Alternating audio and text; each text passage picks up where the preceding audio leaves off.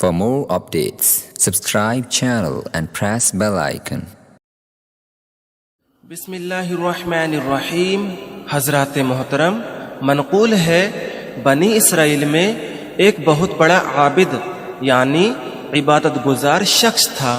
उसी इलाके के 3 भाई एक बार उस आबिद की खिदमत में हाजिर होकर अर्ज गुजार हुए कि हमें सफ़र के लिए जाना है, वापसी तक हमारी जवान बहन को हम आपके पास छोड़कर जाना चाहते हैं।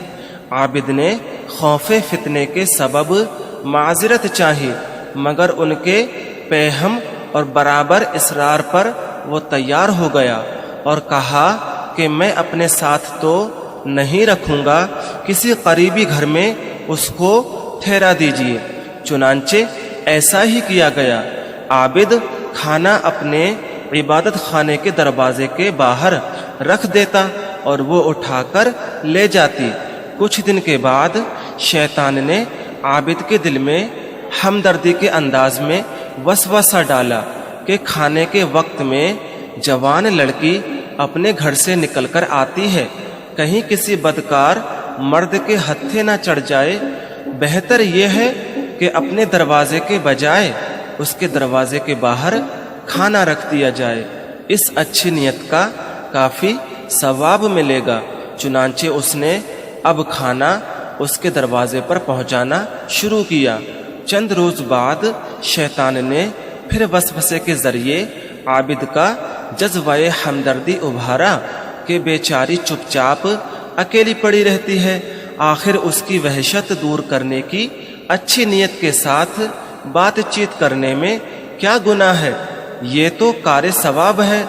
यूं भी तो तुम बहुत परहेजगार आदमी हो, नफ्स पर हावी हो, नियत भी साफ है, तुम्हारी बहन की जगह है। चुनांचे बातचीत का सिलसिला शुरू हुआ। जवान लड़की की सुरीली आवाज ने आबिद के कानों में रस घोलना शुरू कर दिया। दिल में हिजान बरपा हुआ।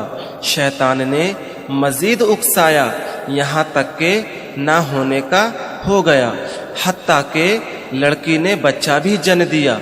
शैतान ने दिल में वसवसों के जरिए खौफ दिलाया, अगर लड़की के भाइयों ने बच्चा देख लिया तो बड़ी रुसवाई होगी, लिहाजा इज्जत प्यारी है तो बच्चे का गला काटकर जमीन में गाड़ दे।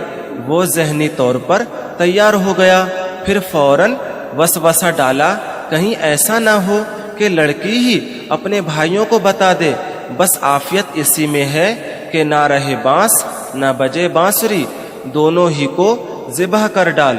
अलगरज आबिद ने जवान लड़की और नन्हे बच्चे को बेदर्दी के साथ ज़िबह करके उसी मकान में एक गड्ढा खोदकर दफन करके ज़मीन बराबर कर दी। जब तीनों भाई सफर से लौटकर आबिद के पास आए तो उसने इजहार अफसोस करते हुए कहा, आपकी बहन फौत हो गई है, आइए उसकी कब्र पर फातिहा पढ़ लीजिए। चुनांचे आबिद उन्हें कब्रिस्तान ले गया और एक कब्र दिखाकर झूठ मूठ कहा, ये आपकी मरहूमा बहन की कब्र है। चुनांचे उन्होंने फातिहा पढ़ी और रंजीदा रंजीदा वापस आ गए। रात शैतान एक मुसाफिर की सूरत में तीनों भाइयों के ख्वाबों में आया और उसने आबिद के तमाम सिया कारनामे बयान कर दिए और तदफीन वाली जगह की निशानदही भी कर दी कि यहाँ खोदो। चुनांचे तीनों उठे और एक दूसरे को अपना ख्वाब सुनाया।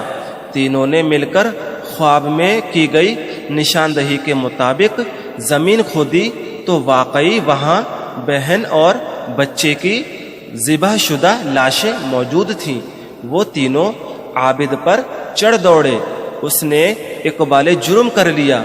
बादशाह के दरबार में शिकायत की गई तो आबिद को उसके इबादत खाने से घसीट कर निकाला गया और सूली देने का फैसला हुआ। जब सूली पर चढ़ाने के लिए लाया गया तो शैतान उस पर जाहिर हुआ और कहने लगा, मुझे पहचान, मैं तेरा वही शैतान हूँ जिसने तुझे عورت کے فتنے میں ڈال کر ذلت کی آخری منزل تک پہنچایا ہے۔ خیر گھبرا مت، میں بچا سکتا ہوں، مگر شرط یہ ہے کہ تجھے میری اطاعت کرنی ہوگی، مرتا کیا نہ کرتا۔ عابد نے کہا میں تیری ہر بات ماننے کے لیے تیار ہوں۔ تو شیطان نے کہا اللہ تعالیٰ کا انکار کر دے اور کافر ہو جا۔ بدنصیب عابد نے کہا میں خدا کا انکار کرتا ہوں اور کافر ہوتا ہوں۔ شیطان ایک دم غائب ہو گیا اور سپاہیوں نے فوراً اس بدنصیب عابد کو دار پر کھینچ لیا۔ میرے پیارے اسلامی بھائیوں، معلوم ہوا نامحرم عورتوں کے قریب اچھی نیت سے جانا بھی فتنے سے خالی نہیں۔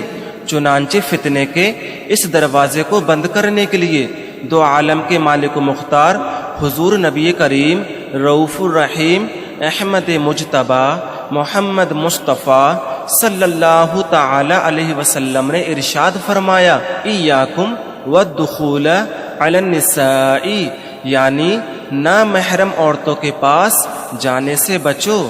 اللہ تعالی ہمیں اور آپ کو زیادہ سے زیادہ عمل کرنے کی توفیق عطا فرمائے، آمین۔